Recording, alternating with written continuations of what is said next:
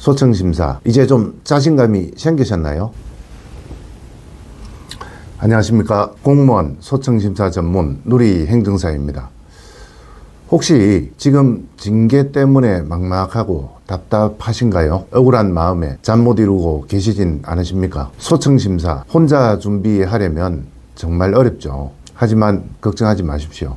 오늘 제가 소청심사의 모든 것 A부터 Z까지 속 시원하게 알려드리겠습니다. 믿고 따라오십시오. 자, 먼저 소청심사가 뭔지 정확히 알아야 되겠죠. 소청심사는 공무원이 징계나 부당한 처분에 불복해서 제기하는 특별 행정심판입니다.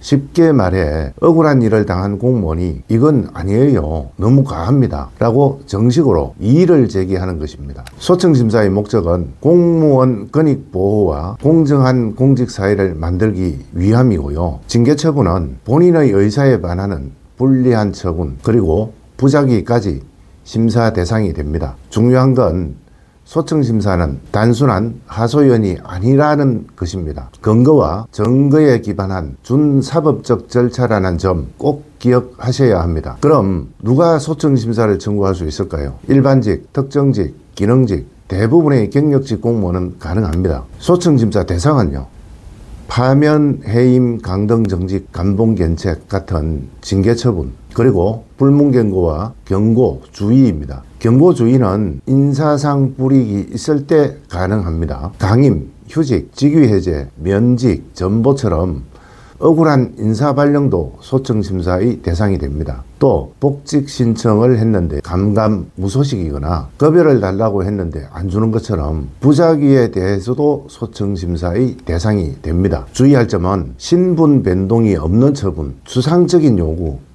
내부 의사결정, 법적 효력 없는 행위는 소청심사의 대상이 아닙니다.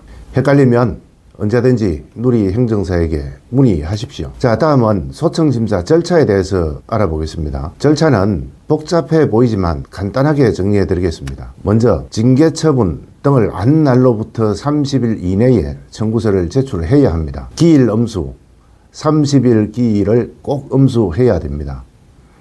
자, 이렇게 30일 이내에 청구서가 접수되면 담당 조사관이 배정되고요, 처분청에 답변서를 요구합니다. 이후 소청인에게도 답변서가 등기 우편으로 도착합니다. 피소청인의 답변서 내용을 알려주는 것이죠. 심사기일은 심사 약 15일 전쯤 알려주는데 부득이한 사정으로 참석하지 못하게 될 경우에는 연기 신청도 가능합니다. 또 검찰이나 법원에서 수사 중이거나 재판 계류 중이라고 할 때도 결과 이후로 소청심사 연기 신청이 가능하고요. 심사 및 결정은 접수일로부터 60일 이내, 최대 30일까지 연장될 수는 있습니다. 결정 내용은 소청심사 결정일로부터 일주일에서 2주 정도 지나면은 등기 우편으로 집으로 도착합니다. 소청심사 절차 어렵지 않죠? 핵심 내용은 기일 엄수, 그 다음 절차 숙지입니다. 자, 이제 가장 중요한 소청심사 청구서 작성에 대해서 알아보도록 하겠습니다. 어떻게 작성을 해야 위원들의 설득을 얻을 수 있을까요? 우선 해임 처분을 취소해 주세요, 이렇게 원하는 걸 명확히 써야 하고요, 처분일, 알게 된 날짜 등도 정확하게 적어야 합니다.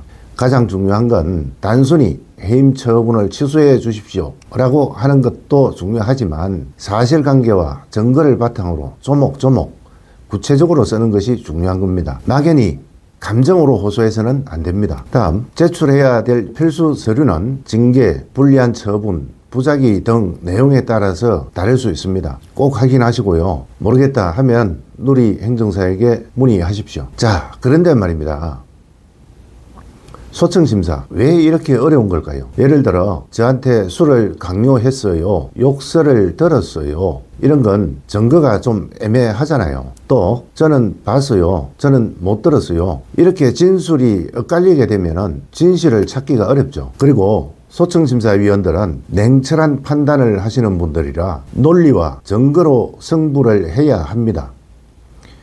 논리에 안 맞으면 기각될 확률이 높을 수 있습니다.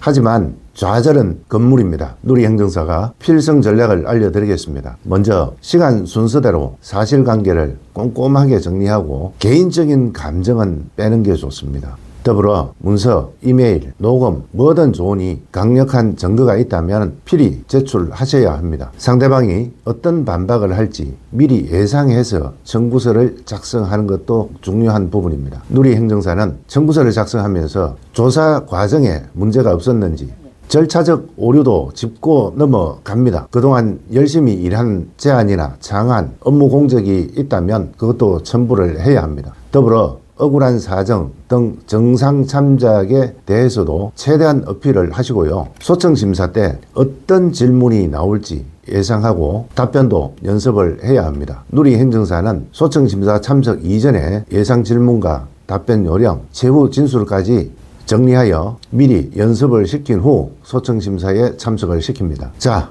이렇게 하다 보니 소청심사 혼자서는 참 너무 벅차죠. 이럴 때 필요한 것이 바로 소청심사 전문 누리행정사입니다.